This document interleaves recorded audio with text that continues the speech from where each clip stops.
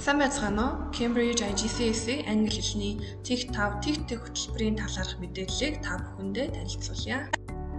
Энэхүү бичлэгээрээ та бүхэндээ IGCSE англи хэлний хичээлийн зорилтууд, шаарддаг чадвар, ач холбогдол болон IGCSE олон улсын шалгалтын талаарх ерөнхий мэдээллийг хүргье.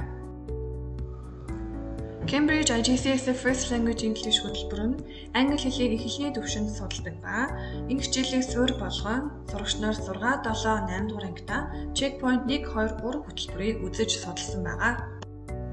Англи хэлний хичээл нь унших, бичих, ярих, сонсох гэсэн 4 чадвар дээр тулгуурладаг. Мөн IGCSE англи хэлний олон улсын шалгалтын бэлтгэл болж өгдөг. Шинээрээ сургууль дээр хичээллэж байгаа бусад олон улсын хичээлийн суурь болж өгнө. Цаашлаад IELTS болон TOEFL шалгалтуудыг амжилттай өгүүлэхэд нь ерөнхий чиглэл болж өгдөг.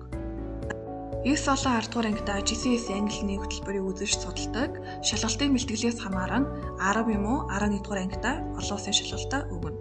Цаашлаад 11 болон 12 дугаар ангидаа IELTS болон TOEFL шалгалтыг өгч, шаардлагатай сурагч нар 12 дугаар ангидаа элсэлтэй ерөнхий шалгалтыг өгдөг. Энэ хичээлийг үзэхэд шаардлагатай унших чадвар нь эхийг уншаад ойлгох, хураан гуйлах, дүн шинжилгээ хийх, найруулга зөв уран дүрслэлийг ялгаж таних, бичих чадварын хувьд санаагаа ойлгомжтой илэрхийлэх, өргөн хүрээний үгийн сан, өгүүлбэрийн бүтцийг хэрэглэх, уншигч сонсогчдод зориулж бичих дүрмийн алдаагүй бичих чадвар шаарддаг. Сонсох ярих чадварын хувьд үзэл бодлоо чөлөөтэй илэрхийлэх, харилцан ярих чадварыг шаарддаг. Хичээлийн зорилт нь олон төрлийн их уншиж ойлгох, алдаагүй бичих, стандартын дагуу бичих, дүн шинжилгээ хийх, эхийг уншаад шүүн тунгаах, мэдээллийг бичвэрт ашиглах, англи хэлээр чөлөөтэй ярих, сонсох, өргөн хүрээний үгийн сан ашиглах, англи хэлний дүрм ашиглах чадварт сургах зорилттой. Энэ хичээлийг судалснаар англи хэлээр үзэл бодлоо чөлөөтэй илэрхийлж ярьж бичих, үгийн сан ашиглах, дүрм ашиглах, үзэгч сонсогчдод тохирсон найруулга зөв сонгож, бичих чадвар эзэмших ач холбогдолтой. Англи хэлний IGCSE төвчний шалгалт нь үндсэн 2 шалгалттай, үүнд Paper 1, Paper 2 шалгалтыг заавал өгдөг. Компонент 4 нь сурагчдын ярих сонсох чадварыг шалгадаг, optional буюу тухайн сурагч сонгож өгдөг. Paper 1 нь унших чадварыг шалгадаг 2 цагийн хугацаатай 80 оноотой. Энэ шалгалтанд ABC гэсэн 3 их ирэх бөгөөд дунджаар 650-аас 750 хүүхдэд 3 их орж ирдэг. Эхний 15 минутыг эхийг уншиж ойлгоход зарцуулдаг. Үндсэн 3 асуулттай. Гэхдээ үндсэн 3 асуулт дотроо жижиг задлсан асуултууд орж ирдэг.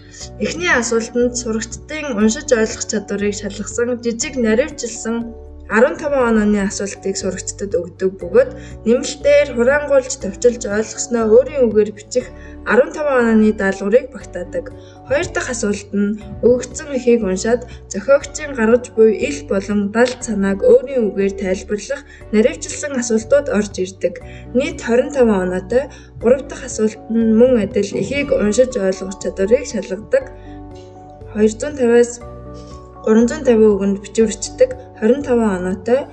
Paper 1 нь нийт 80 оноотой, 65 оноо нь унших чадварыг нь шалгаж өгдөг бол 15 оноо нь бичих чадварыг нь үнэлж өгдөг. Paper 2 нь сурагчдын бичих чадварыг шалгадаг нийт 80 оноотой, 2 цагийн хугацаатай, 65 оноо нь бичих чадварыг үнэлсэн оноо, 15 оноо нь унших чадварыг үнэлсэн оноо. Хоёр хэсэгтэй, эхний хэсэг нь 40 оноотой, найруулан бичих чадварыг шалгадаг тодорхой бичлэгийн төрлүүд дээр 650-аас 750 үгтэй 2 эхийг уншиж үзээд асуултын дагуу харилцан яриа, захиа, өгүүлэл эсвэл нийтлэл бичих даалгавартай. Хоёрдугаар хэсэг нь 40 оноотой, зохион бичих хэсэгтэй. Сурагчид дүрслэн бичих, хүүрнэн бичих гэсэн 2 төрлөөс сонгодог. Өгөгдсөн 4 сэдвээс 1 сэдвийг сонгоод зохион бичлэг бичдэг. Дунджаар 350-аас 450 үгтэй. Компонент 4 нь ярих сонсох чадварыг шалгасан шалгалт нь Үндсэн 2 хэсэгтэй хэсэг тус бүр дунджаар 10-аас 12 минут үргэлжилдэг. Нэгдүгээр хэсэг нь ганцаарчилсан яриа сурагч шалгалтандаа орохоос өмнө өөрийн сонгосон сэдвийн хүрээнд ярихдаа бэлдээд 3-аас 4 минут ярьдаг. Нэгдүгээр хэсэг нь 20 оноотой, хоёрдугаар хэсэг нь харилцан яриа. Шалгагч багш тухайн сурагчийн ярьсан яриаг сонсож үзээд гүнзгийрүүлэн сэдвтэй холбоотой асуултыг асууж 7-8 минут харилцан яриа өрнүүлдэг. Энэ тохиолдолд сурагч сонсоод хариулж ярьж чадаж байвал сонсож ярих чадвар нь үнэлэгддэг. Хоёрдугаар хэсэг нь 20 оноотой. Анхаарал тавьсанд баярлалаа.